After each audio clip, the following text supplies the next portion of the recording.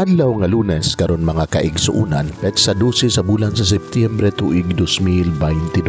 Ang pagbasa kinutlo gikan sa Ebanghelyo sumala ni San Lucas, Kapitulo 7, versikulo 1 ngadto sa 10. Human si Jesus makasulti ni ining tanan ngadto sa katawhan, miadto siya sa Capernaum. Didto may usa ka Romanhong opisyal nga may sulugoon nga bililhon kaayo kaniya. Masakiton og himalat yun ang maong sulugoon.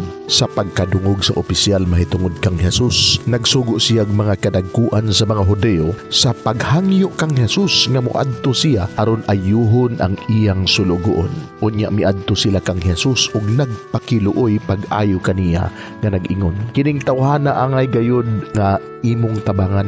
Gihigugma niya ang atong nasod og nagtukod pagani siyag sinaguga alang kanato. Busa mikuyog si Jesus kanila. Apan sa nagkaduol na sila sa balay, gisugo sa opisyal ang iyang mga higala pagtagbo kang Jesus ug pag-ingon, "Sir, ayaw na lang paghago kay dili ako angay sa pagdawat kanimo sa akong balay. Ug mauman gani hinungdan nga wala gyud ko mangaha sa pagduol kanimo. Isulti lamang nga mamaayo ang akong sulugoon ug mamaayo siya.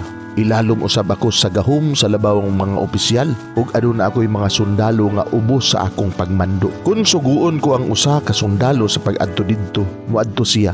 Kun suguon ko ang laing sundalo sa pagduol kanako, moduol siya. Ug kun suguon ko ang akong ulipon sa pagbuhat niini, mobuhat siya." Nahibulong si Jesus sa iyang pagkadungog niini. Unya miatubang siya sa mga tawo nga mikuyog kaniya ug miingon, "Wala pa gayud ako makakaplag og pagtuo nga sama niini bisan gani sa Israel."